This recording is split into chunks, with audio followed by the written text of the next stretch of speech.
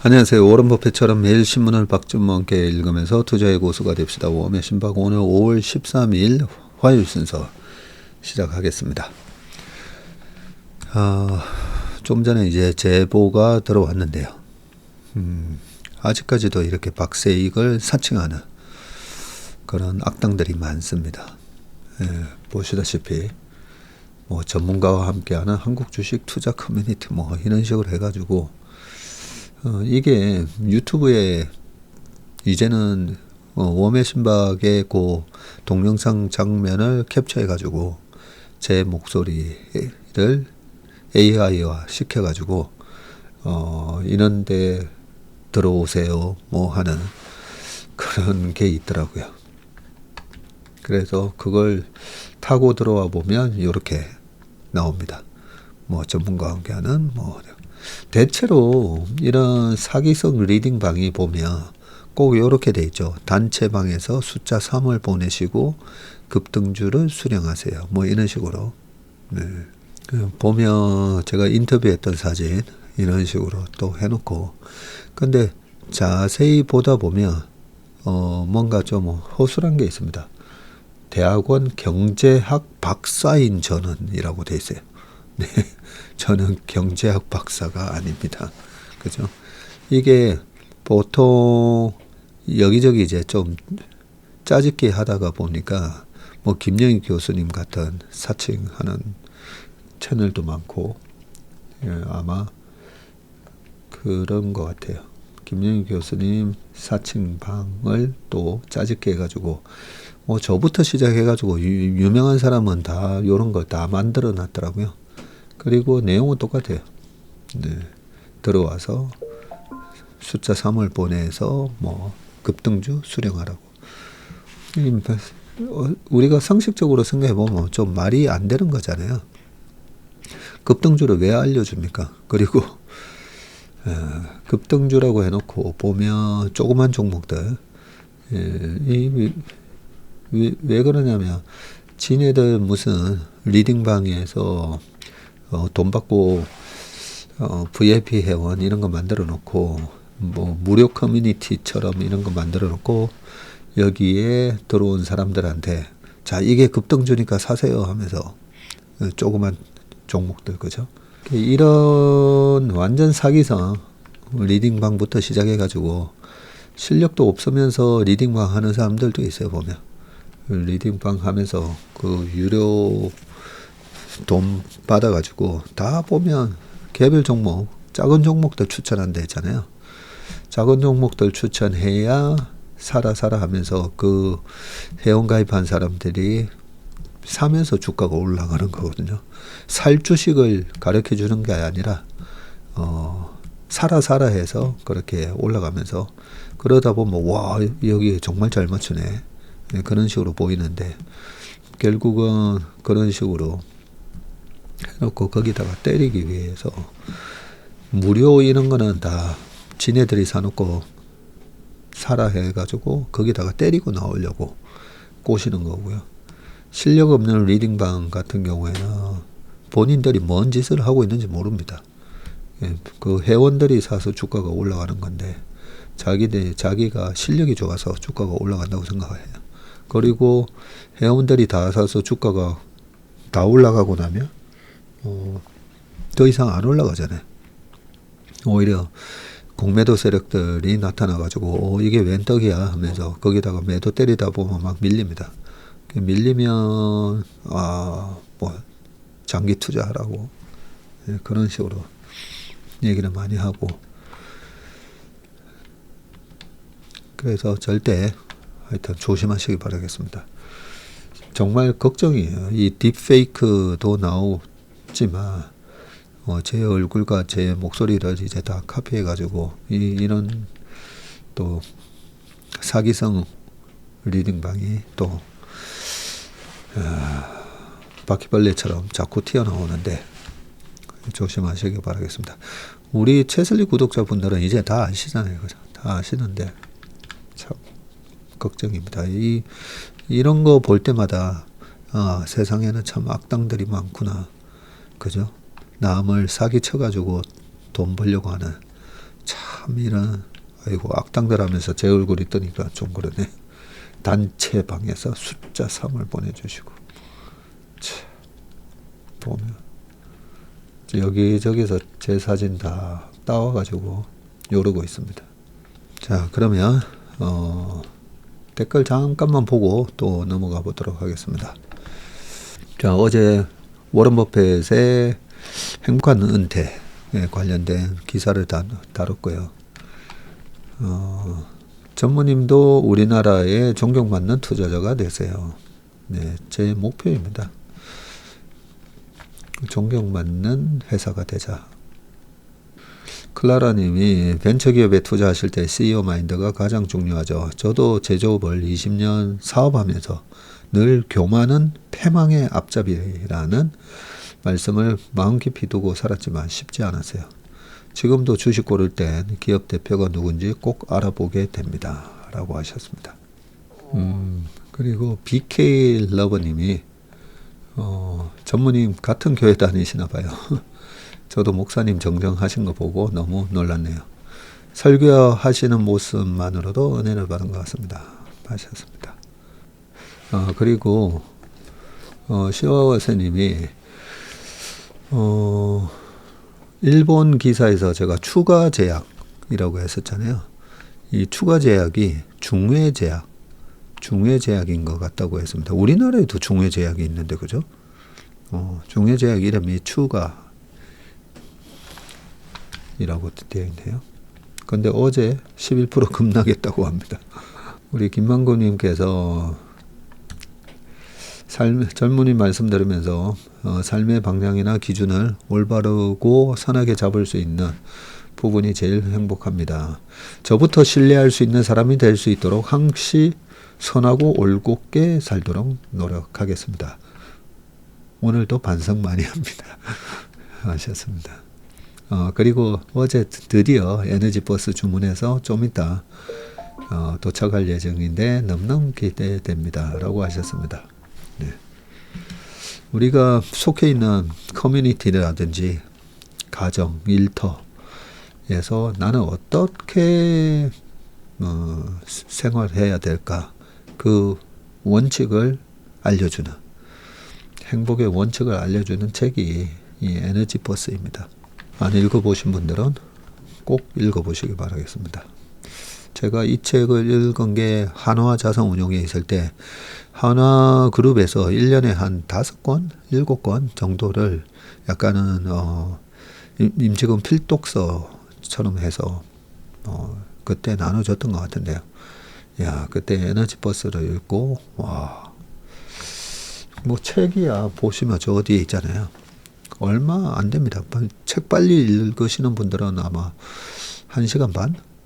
예, 저는 좀 느리다 보니까 한 3시간 읽는데 1시간이면 다 읽으시고요. 저 책 읽으시면 어떻게 살아야 되는지에 대한 그 원칙이 나옵니다. 복덩이 우리 복주아우님이 자, 오늘 댓글 3번이나 쓴다는데 형님 차의 트렁크와 럭셔리카를 듣다가 제 아내 생각이 납니다. 제 아내도 적은 금액의 명품 백이 있는데 어느 날 명품 백 안을 보니까 거의 쓰레기로 차 있더라고요.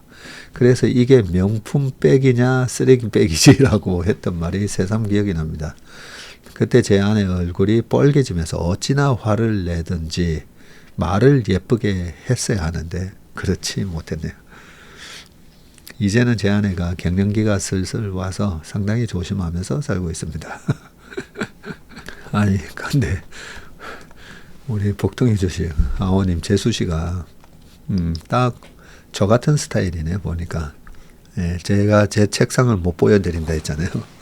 제 트렁크도 그렇고 제 책상에도 그렇고 없는 게 없습니다. 뭐 선크림부터 해가지고 뭐 별의별 게 많은데 어디 있는지를 제가 잘 모른다 했잖아요. 사람이 성격이 타고난 성격이 있습니다. 타고난. 제가 아이를 둘이를 키워보고 알았잖아요. 와, DNA라는 게 성격도 다 희한하게 성격이 다 유전이 되는구나. 그래서 정말 우리 이성준 대표는 차를 타보잖아요. 깨끗합니다. 방금 내부 세차하고 나온 차처럼 깨끗합니다. 완전 제 차와 이제 반대인데 타고난 성품이 있는 겁니다. 역시 모든 것은 사람인가 봅니다. 그러고 보니 원인이 아주 명확하네요. 18년을 들고 있는 종목의 전 CEO는 수천억 횡령 혐의로 재판 중이니 그 회사의 주가가 좋은 값을 받을 리가. 18년을 흘러내리는 이 주가가 그저 신기할 따름입니다. 코스닥의 몇천 원짜리 종목들도 가끔은 몇만 원이 되던데 이 정도 보유기간이면 말입니다. 묵은지도 아주 곰삭은 묵은지가 된 거죠. 웃고 맙니다. 라고 우리 토리님이 얘기를 해주셨네요. 토리스.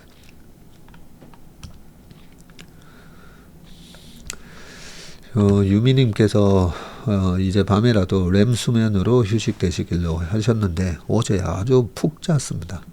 어제는 꿀맛 같은 잠을 잤더니 아침에 알람이 울리기도 전에 눈이 떠지더라고요. 굉장히 렘 수면 휴식되시길요 라고 해주셔가지고 정말 푹 잤습니다. 박기대님께서 안녕하세요 전문님 형님. 한 달 전 4월 초에 전문님 말씀 듣고 용기 내서 3전을 단기 투자로 많이 매수했는데 기존의 3전 비중이 높아서 이번에 매수한 거는 분할 매도하려고 하는데 조언 부탁드립니다 라고 하셨습니다.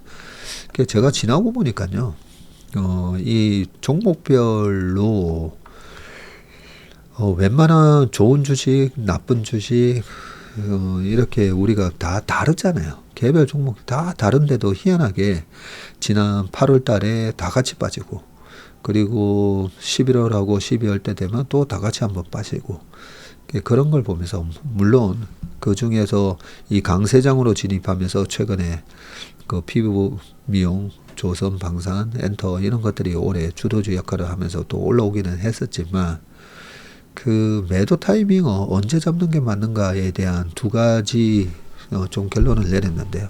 그 중에 하나가 시장을 보고 매도하는 겁니다. 시장을 어떻게 알아? 뭐 그런 얘기도 많이 하시는데 실제로 보면 지나고 보니까 이 할로윈 전략이 되게 잘 맞잖아요. 그죠?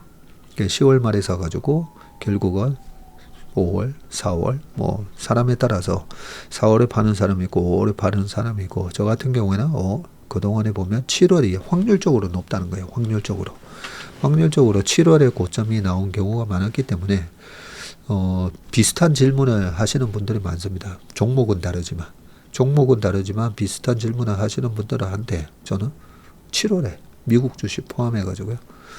7월에 일단 이번에 밑에서 잘 사신 거나 7월까지 한번 끌고 갔다가 7월 전으로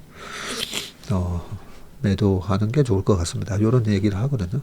그래서 한 6월 말부터 한 7월 중순이나 말까지 8월 초까지도 좋을 수도 있는데 그냥 작은 그때 분할 매도하는 게 좋지 않을까. 네, 퀀트적으로는 그렇습니다. 퀀트적으로. 그래서 시장을 보면서 파는 게 맞고요. 두 번째는 작년에 삼성전자 같은 경우가 전 세계에서 초격자 1등을 하다가 이제 뭐 디램에서도 하이닉스한테 밀리고 파운드리는 또 TSMC한테 안 되고 막 그러면서 영업이익률이 툭툭 떨어질 때 그럴 때는 영업이익률은 그 산업 내에서 경쟁 우위를 이뤄가면서 영업이익률도 떨어지고 그럴 때는 뭐 몇 월 이런 게 아니라 매도를 해야 되는데 일단 그 산업의 업사이클이 시작됐을 때는 웬만하면 퀀터적으로 보고 매도하는 게 맞더라. 뭐 그런 생각을 좀 하고 있습니다. 자, 그러면 이제 신문 기사를 읽어보도록 하겠습니다. 자, 첫 번째 기사는 아무래도 어제 있었던 이 빅딜, 깜짝 빅딜에 대한 부분인데 아직까지 이게 끝난 게 아니니까 우리가 계속 모니터링을 좀 해야 됩니다. 탐색전 예상 깨고 깜짝 빅딜, 꽁꽁 얼었던 미중 교역 해빙이라고 되어 있고요. 이번에 미중 스위스 회담에 참석을 했다. 허리펑 국무원 부총리 중국 측, 그리고 리청강 상무부의 국제무역 담판 대표 겸 부부장, 그리고 이쪽이 스캇 베센트 재무장관이고 이쪽은 제이미슨 그리어 미국 무역 대표부 USTR 대표. 자, 미국과 중국 간 이 벼랑 끝 관세 전쟁의 새로운 데탕트가 마련됐습니다. 긴장 완화. 양국은 각각 145%와 125%에 달했던 살인적인 이 상호 관세율을 동일하게 115%포인트씩, 기존 관세에서 마이너스 115 한 거다, 그죠? 그러면서 30, 10 이렇게 바꿔서 90일간 적용한다고 발표했습니다. 여기서 중요한 게 앞으로 90일 동안은 요 관세로 적용한다는 거고, 자, 90일 지났을 때 이 관세를 그러면 또 어떻게 할 거냐? 여기서도 또 내릴 거냐? 다시 유턴할 거냐? 여러 가지 여지가 남아 있습니다. 그죠? 당초 전면전 무역 협상을 시작하는 탐색전 성격이 예상됐던 것과는 달리 양국이 첫 회담부터 적극적인 화해의 의지를 보이면서 통 큰 협상 성과를 발표한 것이다. 사실 저도 뭐 별로 기대를 안 했었거든요. 과거에 트럼프 1기 때 보면 한다 했다가 또 서로 그냥 빈손으로 돌아섰다가 여러 번 왔다 갔다 했기 때문에. 그런데 확실히 이번에 트럼프 대통령이 좀 마음이 급했나 보다. 이런 생각이 듭니다. 자, 공동성명에는 지난달 2일 이후 중국이 미국에 대해 실행한 비관세 조치를 중단, 철회하기 위한 필요한 모든 행정 조치를 취한다는 내용이 있었고, 중국 정부는 많은 산업에서 사용하는 핵심 부품인 히토류 수출을 제한하는 명령을 내렸던 바 있었는데요. 종전 145에서 30으로 크게 낮아진 미국의 대중 상호 관세율을 더 내리기 위해 중국이 앞으로 더욱 적극적으로 협상에 나설 가능성이 커지면서 미중 관세 전쟁으로 드리워졌던 글로벌 경제의 불확실성도 크게 완화될 것으로 보인다. 자, 스캇 베센트 장관은 합의 성과를 발표했고요. 우리는 90일 이후에 합의하고 관세 수준을 크게 낮췄다. 중국과의 논의는 견고했고 양측 모두 큰 상호 존중을 보였다. 이렇게 했고, 중국 상무부도 담화문을 통해서 미국이 이번 회담을 기초로 중국과 계속 마주보고 일방적 관세 인상이라는 잘못된 처사를 철저히 고치기를 희망한다면서 중미 경제 무역 관계의 지속 가능한 발전을 수호하고 세계 경제에 더 많은 안정성을 함께 주입하기를 희망한다고 얘기했고요. 트럼프 대통령은 이날 오전 백악관에서 진행된 의약품 가격에 대한 발표에서 중국과의 무역 합의와 관련해서 가장 큰 것은 중국 시장을 개방한 것이라고 하면서 중국과의 합의에는 자동차, 철강, 의약품 관세는 포함되지 않는다면서 시진핑 주석과는 이번 주 말 통할 수도 있다고 소개를 했습니다.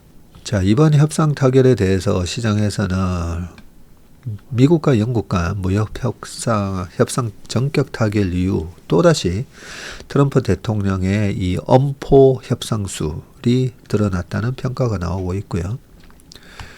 지난달 2일 트럼프 행정부의 일방적인 상호 관세 발표 후에 사실상 완전 멈춤 상태였었는데, 트럼프 대통령은 펜타닐에 대한 대응을 명분으로 중국에다가 2월과 3월 각각 10%의 관세를 부과했고 145%까지 올라갔었죠. 이에 대응해서 중국은 125% 인상했고 히토류 수출 금지 등 이렇게 맞불을 놓았었습니다.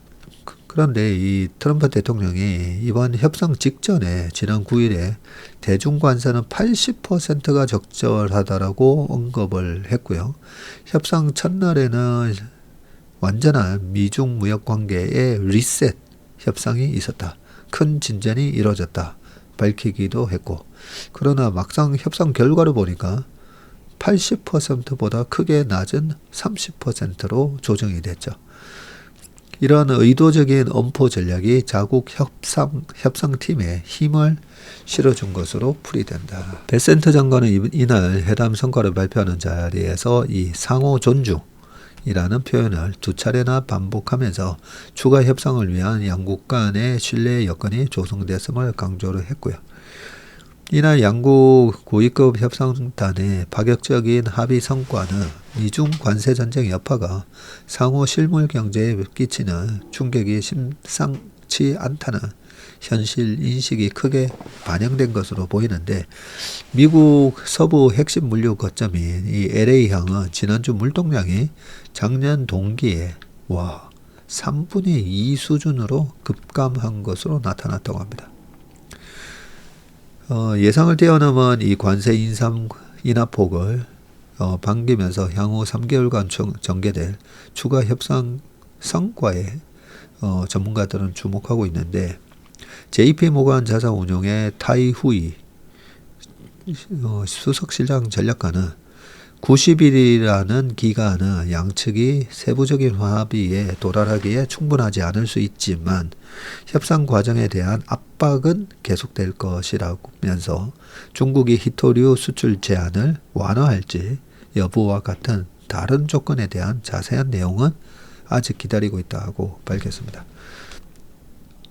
자, 향후 미중이 추가 협상에서 무엇을 주고받을지도 주목이 되는데, 양국은 공동성명에서 경제와 무역 관계에 대한 논의를 계속할 수 있는 메커니즘을 마련하겠다 하면서 베센트 장관, 거리어 대표, 허 부총리가 주축이 되는 고위급 협의체가 정례화될 것임을 예고했고요. 아울러 협상 장소가 미중 양국을 번갈아가는 셔틀식으로 진행되거나 제3국에서 열릴 수 있다고 했습니다. 이것만 보면 앞으로 또 90일 동안에 낙관적으로 생각을 하면 저 10도 혹시나 또 더 낮춰질 수도 있나? 뭐 그런 생각도 좀 들고요. 아니면 약간 비관적으로 생각하면 또 90일 동안 이런저런 거 하다가 미국이 원하는 어떤 시장 개방이나 이런 게 제대로 안 될 경우에는 또 뭐 어떻게 돌변할지는 모르죠. 그죠?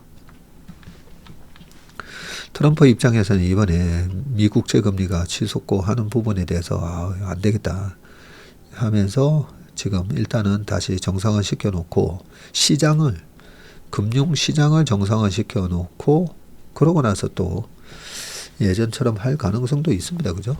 그러면 이게 90일이면 지금 5월이잖아요.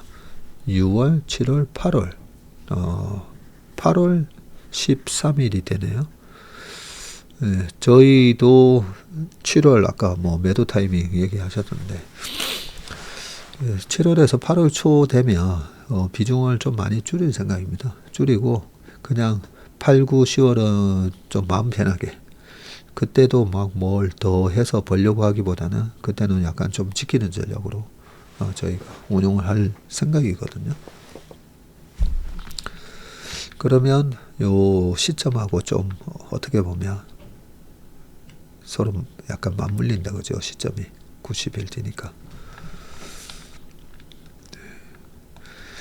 자, 그 다음 기사는요, 제가 좀 몰랐던 부분인데, 미국 보세 창고의 보관료 60% 급등, 수출 중소기업들 물류비에 악소리라고 되어 있습니다. 자, 이게, 이 사진이 지금 미국의 한 보세 창고 모습이고요. 저희 아버지도 그 수출업을 하셨기 때문에 그 보세 창고 얘기를 지난주 1월도 점심 먹으면서 이 보세 창고 얘기를 하셨거든요. 한번 읽어보겠습니다. 관세 불확실성으로 인해서 미국 항만 근처에서 관세를 면제받을 수 있는 보세 창고 보관 비용이 급등하면서 불똥이 국내 중소기업의 물류비 부담으로 튀고 있는데, 미국 현지 보세 창고 보관 비용이 일반 창고 대비해서 60%나 올랐고요. 이 보세 창고란 게 뭐냐면 미국에 이미 수입된 상품에 대해 최대 5년까지는 관세 납부를 면제받을 수 있는 보관 공간이라고 합니다. 그래서 이번에 그 관세 4월 9일이죠. 4월 9일 날 시행한다고 했던 거 시행되기 전에 뭐 최대한 많이 수입을 해서 그걸 어디다 놔뒀나 했더니 여기 보세 창고에다가 보관을 했었나 봅니다. 자, 비용은 통상 관세율의 물품 가격과 중량을 곱해서 책정이 되고요. 세율이 오른 데다가 현재 국가별 관세 협상 상황을 지켜보려고 물품을 보관해 놓는 사람이 많아지면서 가격이 급등을 했다고 합니다. 국내 한 포워딩사, 화물 운송을 대행하는 업체 관계자는 미국 보세 창고 보관 비용이 관세 적용 전후로 15%가량 올랐다면서 높아진 관세를 인수자가 부담할지 수출업자가 낼지 아직 정하지 않았고 국가별 협상 상황에 따라 비용이 달라질 수 있어서 보세 창고를 이용하는 사람이 늘었기 때문이라고 설명했습니다. 오른 보관 비용은 지금까지 물류업체가 대부분 부담하고 있지만 이는 순차적으로 화물을 소유한 수출기업에 전가될 가능성이 높고요. 대기업은 사실상 현지 법인을 통해서 수입하기 때문에 일부 비용 부담이 완화되는 측면이 있지만 그러지 않는 중소기업은 피해가 더 커지고 있다. 물류업계 관계자는 자동차 관세 25%가 부과된 이후 자동차 부품업체들이 갑자기 오른 보세 창고 비용을 부담할 위기에 놓였고 보통 1차 벤더사는 규모도 크고 이윤도 높아 버틸 수가 있지만 2차, 3차 벤더사의 부담이 집중될 것이라고 말을 했습니다. 관세 불확실성 속에서 보세 창고 비용마저 부담스러운 수입상들은 수입을 일시 중단하기도 했고요. 전자기기를 미국에 수출하는 A사는 주문이 나간 제품 선적이 무기한 보류돼서 사내 창고에 보관하고 있다네요. 상호관세가 90일 유예됐지만 이후에는 어떻게 될지 불확실하기 때문이고요. 언제부터 부과될 것인지 관세율은 몇 %인지가 확정이 돼야 수입업자와 수출업자가 각각 어느 정도 분담할지 정할 수가 있다. A사 제품은 관세율이 확정된 이후에 출고될 예정이라고 합니다. 열교환기를 미국에 수출하는 B사도 주요 고객사의 발주와 견적 요청이 끊겼고요. 관세 불확실성이 어느 정도 해소된 뒤에야 수출이 재개될 수 있을 것으로 전망을 하고 있다네요. 추문갑 중소기업중앙회 경제정책본부장은 우리 같은 빌딩에 계시겠네요. 자동차 철강 등의 상호관세 같은 경우는 수입업자와 수출업자가 서로 어느 정도를 부담할지를 놓고 논의가 지지부진해 수출을 일단 멈춘 곳이 많다고. 관련 부처에서는 중소기업의 어려움을 인지하고 지원책을 마련하고 있는데 해양수산부는 부산항만공사와 함께 미국 물류 거점에 센터를 설치하고 중소중견기업에는 시중가 대비해서 10에서 15% 저렴한 비용으로 공간을 우선 제공하고 있답니다. 지난해 9월 기준 5개인 물류센터를 2030년까지 11개 이상으로 확장할 계획도 갖고 있고 산업통상자원부와 중소벤처기업부는 수출기업을 대상으로 물류 바우처를 지급해서 기업의 부담을 덜고 있다고 합니다. 이래저래 이렇게 고래 싸움에 그죠? 새우 등 터지는 꼴입니다. 자, 트럼프 리스크 피해서 미국 떠난 자금 일본으로 몰렸다라고 되어 있습니다. 이게 뭐 우리가 얘기하던 엔캐리 트레이드 이런 거랑도 연관이 있기 때문에 기사를 가져왔습니다. 자, 트럼프 대통령의 관세 정책으로 혼란스러워진 미국 금융시장을 빠져나간 투자금이 대거 일본에 몰려든 것으로 나타났고요. 10일 일본 재무성이 발표한 대내외 증권 매매 계약 집계에 따르면 지난달 해외 투자자가 일본 주식 채권을 일본 주식하고 채권을 순매수한 금액이 단기채 제외하고 8조 2천억 엔. 예, 거의 80조다, 그죠? 달했는데, 이는 관련 통계가 집계되기 시작한 2005년 이후 역대 최대 규모로 종전 최고치였던 23년 4월 6조 엔대를 뛰어넘는 수준이라고 합니다. 23년 4월. 이때는 왜 또 6조 엔대를 샀을까?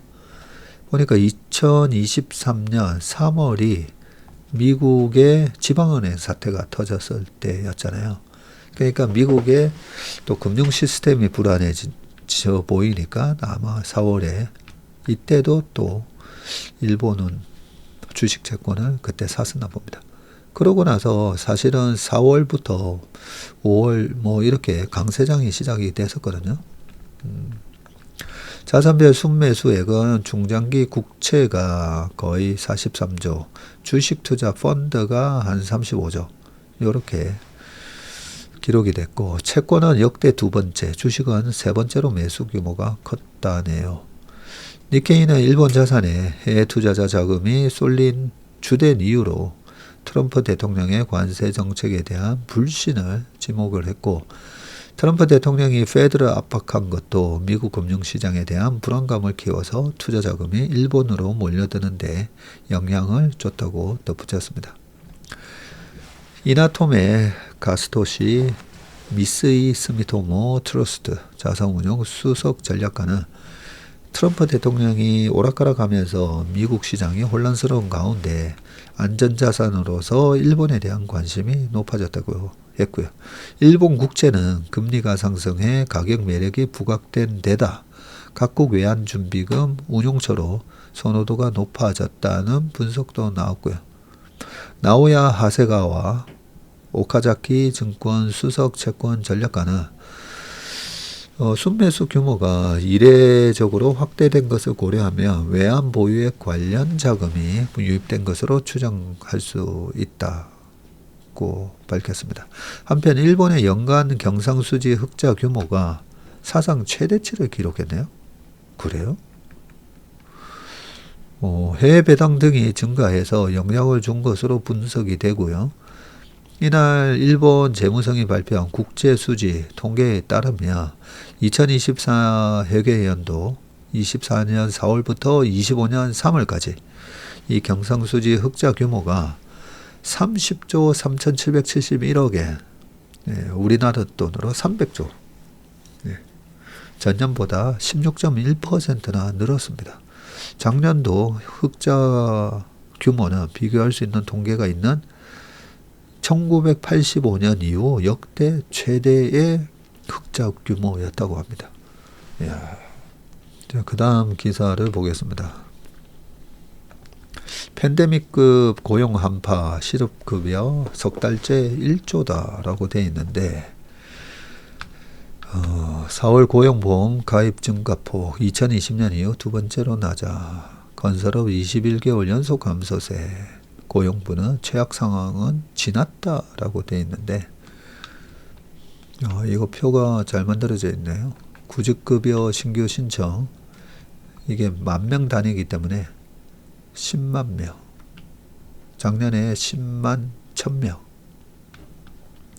올해 구직급여 지급액은 1월에 9,700억, 2월에 1조 728억, 3월에 1조 510억, 4월에도 1조 1,571억. 그리고 구인 구직 게시판, 구인 배수가 0.76, 0.61, 0.59, 0.44. 이게 미국의 졸트 보고서에서 나오는 구직 구인 배수랑 그 똑같은 거 같은데요. 야, 미국은 얼마 전까지만 하더라도 2배였는데, 그죠? 지금 1.1 정도까지 떨어진 걸로 기억을 하는데, 그래도 여전히 구인보다는 구직보다는 구인 수가 오히려 좀 더 많다는 거잖아요. 근데 우리는 0.43입니다. 일하려는 사람은 100명인데 일자리는 43개밖에 없는 거죠. 내용 한번 쭉 보겠습니다. 업종별로 보면 건설업 가입자 수가 2만 명 감소한 75만 4천 명을 기록해서 종합건설업을 중심으로 21개월 연속 지금 고용 감소세가 이어지고 있고요. 제조업에서는 고용 허가제 외국인 당년 가입 증가분을 제외하면 14,000명이 줄어서 2023년 10월부터 지금 19개월 연속 감소를 하고 있다고 합니다. 서비스업은 가입자 수 1,079만 명으로 보건복지, 사업서비스, 전문과학, 숙박, 음식 등 위주로 증가했으나 도소매 정보통신은 감소했다고 하고요. 외국 인력 도입 확대 등으로 전체 업종 외국인 가입자는 1년 전보다 22,000명 증가한 25만 5천 명으로 집계되네요. 우리나라에 외국인 근로자가 25만 명 정도 되나 봅니다. 구직자 1인당 일자리 수인 구인 배수도 뚝 떨어졌는데 0.43을 기록해서 코로나 요때 2차 팬데믹 시기였던 21년 4월에 이어서 두 번째로 낮은 수치라고 합니다.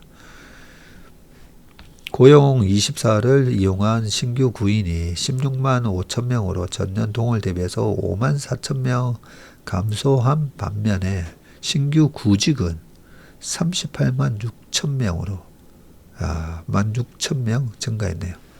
구인 배수가 0.5보다 낮다는 것은 일자리 한 개를 놓고 2명 이상의 구직자가 경쟁하고 있다는 뜻이다. 불황의 여파가 고용보험에 가입했던 실업자에게 지급되는 이 실업급여에도 영향을 미치고 있고요. 아까 보여드린 바와 같이 지금 올해 들어와서 4월까지 석 달 연속 1조를 넘고 있습니다. 자, 다만 고용부는 악화일로를 걷던 고용 상황이 바닥을 다진 것으로 보고 있는데 4월에는 고용보험 가입자 증가폭이 조금씩 확대되고 구직급여 상황도 지난달보다 조금 완화되는 분위기라면서 3월 취업자 역시 19만 명 정도 늘어나 고용 상황이 악화하는 경향은 보이지 않는 것 같다고 했고요. 서비스업 일자리가 늘고 보건 등 돌봄 수요가 계속 확대되는 경향이 있는 것이 고용지표 완화 원인이라면서 정보통신업에 취업자가 늘고 있지만 소프트웨어 개발 등에서 고용보험 가입자가 여전히 감소하는 것은 불안정한 부분이라고 설명을 했습니다. 기사는요. 저유가 힘입어서 기지개 펴는 석유화학주라고 되어 있습니다. 닷컴 버블이 깨졌던 2001년 그때도 석유화학이 올라가기 시작을 했었고요. 2015년 이때도 상당히 글로벌 경기가 좀 안 좋았거든요. 그 상황에서도 유가가 큰 폭으로 빠지면서 2015년부터 석유화학 주식이 올라가기 시작합니다. 그게 제품 스프레드가 좋아져서 그런 건데 그래서 경기가 안 좋으면서 유가가 빠르게 빠지고 그랬을 때는 항상 과거 그런 케이스가 있었기 때문에 석유화학을 저도 요즘 계속 겪는 질로 이렇게 계속 쳐다는 보고 있거든요. 내용 한번 보겠습니다. 자, 이게 최근 3개월간 WTI 가격인데 71불 하다가 60불이 살짝 깨지기도 했었죠, 이번에. 자, 그리고 최근 1개월 화학주의 상승률인데 한화솔루션이 60%나 올랐고요. 롯데정밀화학이 16%, KCC가 10.77, 롯데케미칼 10.7, 한솔케미칼도 7.6. 최근 1개월입니다. 지금 5월 9일이니까 지난 4월 8일이 바닥이었잖아요. 그래서 그 바닥 대비해서 뭐 7% 올랐다. 이거는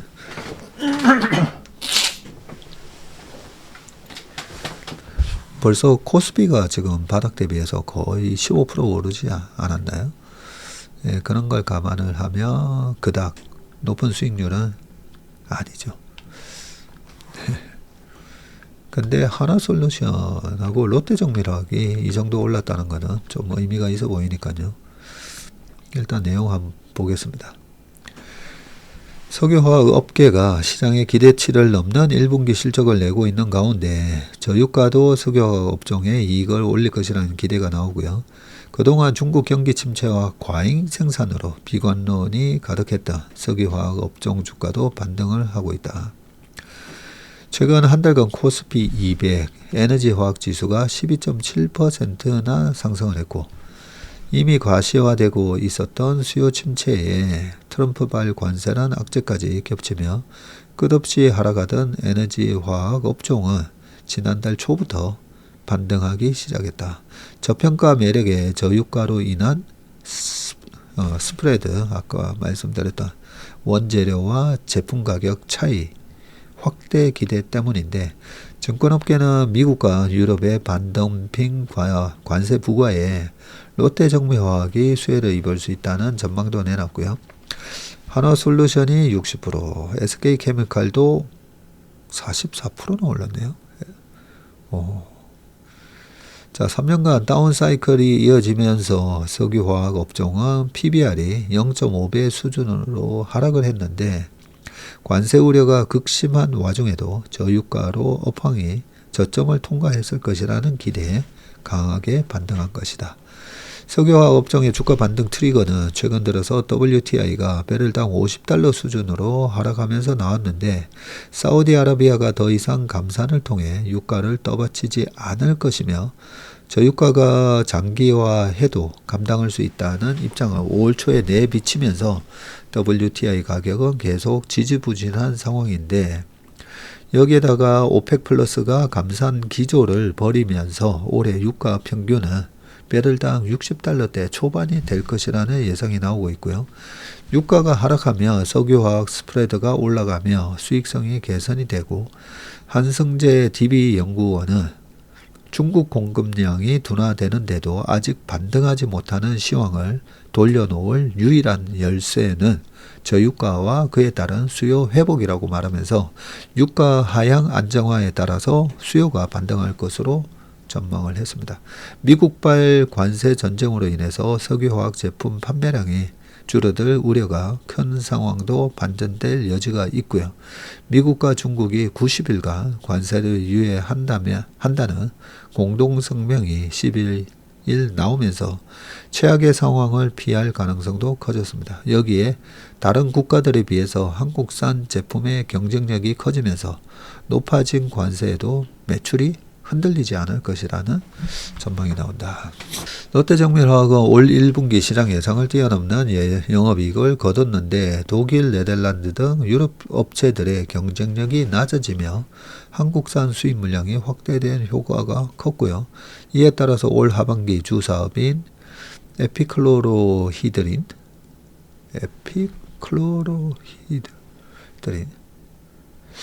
이거는 처음 들어보는데 이 부분도 손익분기점을 넘길 것으로 예상하고 있습니다.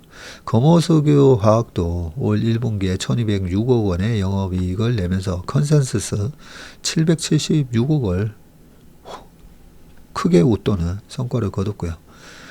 금호석유화학의 1분기 이익 증가는 하반기 이후 합성고무 시황이 안정화될 때 업사이드를 미리 보여줬다. 합니다. 향후 화학업종 주가는 글로벌 수요에서 절반을 차지하고 있는 중국의 수요 회복과 증설에 달려있을 것으로 보이는데 21년 상반기 이후 고유가와 중국 수요 부진, 과다 증설 요 3중고로 주가는 역사적 최저점 수준으로 떨어져 있고 다만 미중 관세 전쟁 해결에 실마리까지 등장하며 경기 민감 업종의 대표격인 석유화학 업종 주가는 상승세를 이어갈 것이라는 전망도 있다. 네, 이 되게 중요한 기사네요. 어제 이제 반도체가 돌면서 오늘 아침에 모닝 브리프에서 오히려 우리 코스피가 3천을 가기 위해서는 시가총액의 가장 1, 2등을 차지하는 반도체도 올라가야만 3천을 갈 수가 있기 때문에 이런저런 얘기를 했는데 이 석유화학 코로나 때도 보면 석유화학 주가 급등했었잖아요. 여러 가지로 이렇게 경기 민감 섹터 석유화학도 이렇게 턴어라운드 된다면 2016년 같은 그런 그림이 나올 수도 있겠네요. 보니까 나중에 신기한 차트 분석하면서 요 석유화학 업체들 주가 한번 쭉 살펴보도록 하겠습니다. 자, 그 다음 보겠습니다. 네, 신기한 차트 분석하면서 아까 그 삼중고와 관련해서 이런저런 얘기들 또 추가적으로 보완해서 말씀드리겠습니다.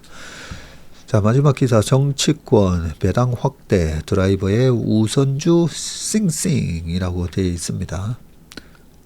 배당소득 분리과세 법안이요, 이재명 배당 성향 확대 언급에 우선주 상승률 코스피 웃더라, 두산 LG생건 우선주 들썩, 거래량 적어 급등락주의보라고 되어 있습니다.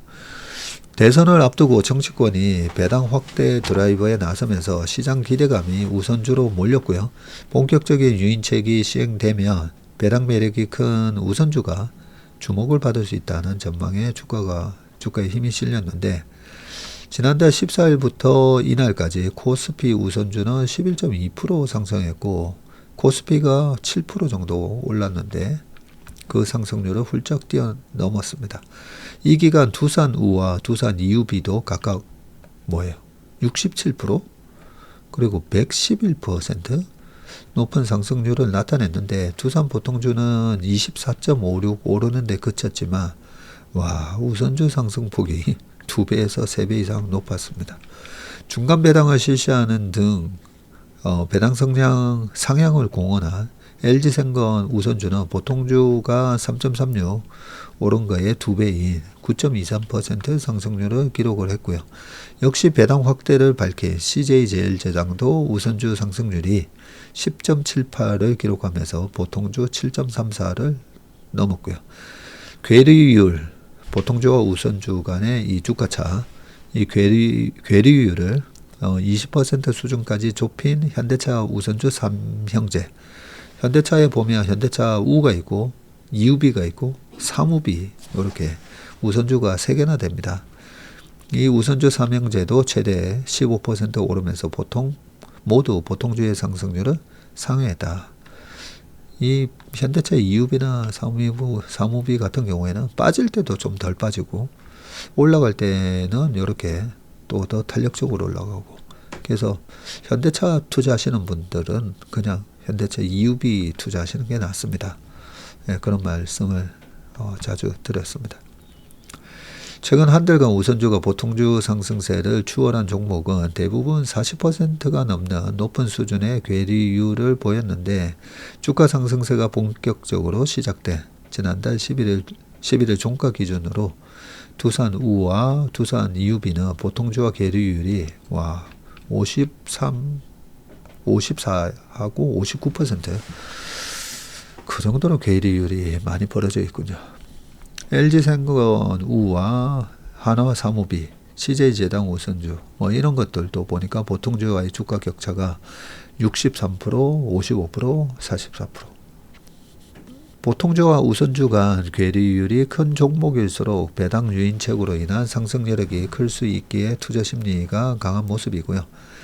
한지영 키움증권연구원은 우선주는 보통주와 달리 의결권은 없으나 배당 우선권이 부여되기 때문에 대선을 앞두고 우선주 테마가 부각됐다면서 배당 소득세 완화 등 상장사들의 배당 확대를 장려할 정책이 추진될 경우에는 보통주 주가 대비 괴리율이 높은 우선주가 수혜를 볼 것이라고 분석했습니다. 국회에서 배당소득 분리과세 법안이 발의되고 대통령 후보가 증시 활성화 방안으로 배당 성향 확대를 언급하는 등 정치권에서는 배당 드라이브가 가속화되고 있고요. 이소영 더불어민주당 의원은 배당 성향이 35% 이상인 상장법인의 배당 소득에 대해 별도 세율을 적용하는 내용의 소득세법 개정안을 발의를 했네요. 배당소득 분리과세는 대주주의 배당 유인을 키우고 개인 투자자의 세금 부담을 줄여서 장기 배당 투자를 촉진할 수가 있고, 이재명 더불어민주당 대선 후보도 배당 성향이 높은 곳에 배당 소득세를 낮춰주거나 낮은 곳에 불이익을 주는 방법으로 주식을 부동산의 대체 대체 투자 수단으로 만들 수 있다고 말한 바가 있다고 합니다. 우선주 가운데에서도 가파른 상승세를 나타내 두산 우선주의 경우 정치 테마성 수급이 영향을 미쳤다는 분석이 나오는데 두산그룹이 성남FC 의혹 등으로 이 후보와 관련된 만큼 두산을 대선 테마주로 인식한 수급이 주가를 빠르게 끌어올렸다는 것이다. 이렇게 또 이래저래 엮이나 보네요. 우선주는 보통주보다 시가총액 규모가 작고 거래량이 적어 상대적으로 투기성 자금이 대규모 투입됐다는 분석이고요. 두산 EUB는 이날과 지난 9일 15일간 소수계좌 매수 관여 과다 종목 사유로 투자 주의 종목으로 지정됐다고 합니다. 자, 시장에서 두산그룹과 이재명 후보가 가깝다는 평가를 바탕으로 테마성 투기를 하기 편한 두산 우선주로 수급이 몰렸고 정치권의 배당 확대 움직임과 큰 괴리율 등도 주가 급등에 영향을 미칠 것이라고 평가했다라고 되어 있습니다. 자, 이 부분에서는 말씀을 좀 드리고 넘어가야 되겠다, 그죠? 그 우선주 하실 때 이게 리딩방 이런 데서도 많이 써먹을 수가 있기 때문에 시가총액을 반드시 보셔야 됩니다. 시가총액. 다행히 두산 우선주는 시가총액이 9천억이네요. 보니까 일봉 이렇게 급등을 했군요. 근데 9천억이고 조금 전에 두산 EUB가 제 생각으로는 시총이 얼마 안 될 것 같은데 느낌이 EUB도 똑같이 올랐는데 시총이 2286억이네요. 보니까. 그리고 한 번씩 보면 이상 급등하는 우선주 보면 거래가 이 우선주에서도 외국인 소진율이 뭐 되게 높다든지 그러니까 유통 주식 수가 적은 주식들은 조심해야 되는데 두산 우선주들은 보니까 시가총액이 그래도 그렇게 작지는 않네요. 근데 이게 대선 테마와 엮여 있다면 지금 월봉이거든요. 예, 월봉 보면 이렇게 긴 꼬리 달고 그죠? 윗꼬리 달고 왔다 갔다 하다가 결국은 이제 또 빠지고 21년. 예, 저는 항상 이 장기 차트를 꼭 확인을 합니다. 월봉으로 한 10년치를 확인을 하면서 과거의 주가 패턴은 어땠었는지 확인을 하거든요. 그래서 어쨌든 뭐 대선 테마라든지 정치 테마주라면 무조건 패스 하시면 안 되고, 하지만 우선주 같은 경우에는 좀 자세히 보긴 봐야 되는 게 우선주 투자하는 방법이 두 가지가 있다고 보시면 됩니다. 두 가지를 염두에 두셔야 되는데 일단 그 기업 자체가 쇠퇴하는 산업이 있잖아요. 쇠퇴하는 산업에 우선주 절대 사시면 안 됩니다. 그냥 장기적으로 하락하는 추세인데 결국 나중에 배당을 할 재원이 없어질 수가 있기 때문에 우선주 투자는 반드시 그 기업이 성장 기업이든가 아니면 그 퀄리티 주식이라든지 아니면 블루칩이어야 됩니다. 그래서 이익의 성장은 못하더라도 안정적으로 저 회사는 뭐 예를 들면 미국은 이제 코카콜라 같은 거겠죠. 대표적인 이제 배당주 아니겠습니까, 그죠? 앞으로 10년 동안 워런 버핏 쌤 말씀처럼 10년 동안 저 회사 뭐 망할 염려 없고 안정적으로 캐시플로우 들어와 성장은 없지만 그런 기업은 우선주 하셔도 됩니다. 그리고 장기 성장주도 우선주 해도 되죠. 결국은 지금 당장 성장주가 배당은 못하더라도 나중에 5년 10년 지나서 돈을 많이 벌게 되면 결국 그걸 배당으로 그 성장의 과실을 나눠줄 때가 있을 거기 때문에 그럴 때를 대비해서 우선주를 미리 어떻게 보면 재건축되기 전에 알박기 하는 개념으로 사놓으셔도 되는데 어쨌든 절대 장기 세태주 느낌이 나는 주식은 우선주라도 하시면 안 됩니다. 네, 오늘 웜의 신박은 여기까지 하겠습니다. 오늘 하루도 행복한 하루, 건강한 하루 되시길 바라겠습니다. 고맙습니다.